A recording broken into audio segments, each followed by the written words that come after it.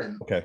no one could really tell us what was going on. It kept saying growing pains, she'll outgrow it, and it just kept getting worse. She would rest for 2 weeks, she'd be fine, and then a week later she'd be hurting again.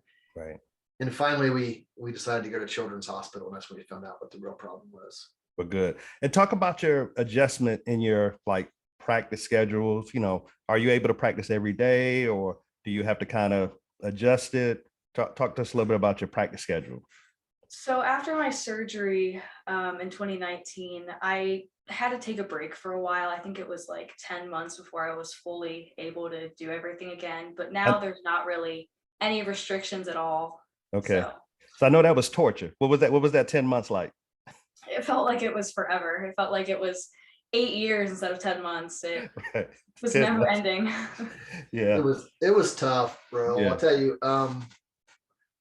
from a parent's perspective, I mean, for Mia, the biggest thing for me was just, after the surgery and after she was healed up, she just didn't have pain anymore. And that was the biggest thing for me. I mean, Beautiful. golf has always been, it's always been on the forefront for her, but we're probably a little different than most as far as practice schedules and tournament schedules. And we just don't do it as much as some of the other high level players.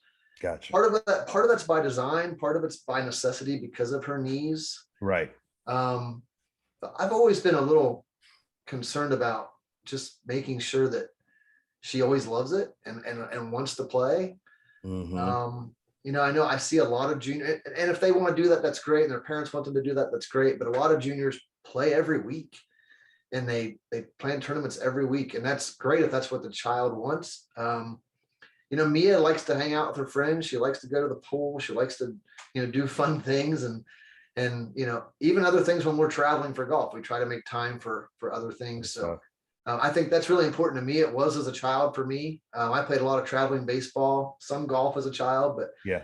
And I know how stressing that can be just on the limited amount that I played. So I, want to make sure that she gets to, be a kid too and have fun and spend time with her friends and all that. So until this year, the most tournaments we ever did was 10 tournaments in a year. Wow, that's really good. This year, we're probably going to do about 15.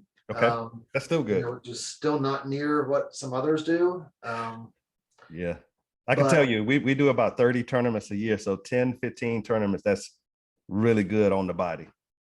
Yeah, that's really good.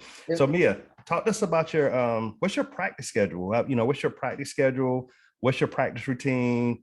When you go out to the course, what's your goal? How do you go about your business of preparing for tournaments? So I wouldn't say I practice too often, but when I do practice, I take it more seriously and just try to get as much out of it as possible. Okay. I would say maybe 5 times a week I hit balls for like an hour, if even that. Okay. It's not too extreme. On the course for practice, I just want to make little improvements each time, just get the most out of it while I'm able to do it. I think my biggest focus right now is probably short game, which probably will never change. It's always been a little bit behind in my game. Gotcha.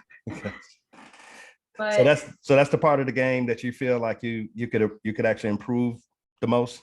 Yeah, short definitely. Game. And is that chipping or putting or both? A little bit of both. More chipping than putting. Okay, good.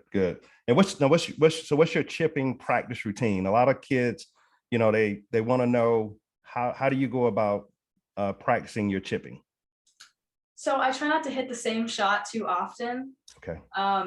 I want to go from different distances, maybe hit one from, 10 yards and go back to 40 yards. Don't ever hit the same shot twice. It's really important to make sure you have every shot possible instead of maybe just being able to hit one shot.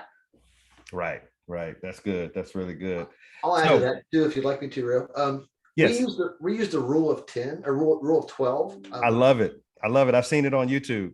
Yeah, that's what I teach as well. And one of the things we work on a lot of times is not so much what the ball does after the landing point, but in practice, when you use the rule of 12, all you really have to practice is learning how to hit different landing spots using different clubs.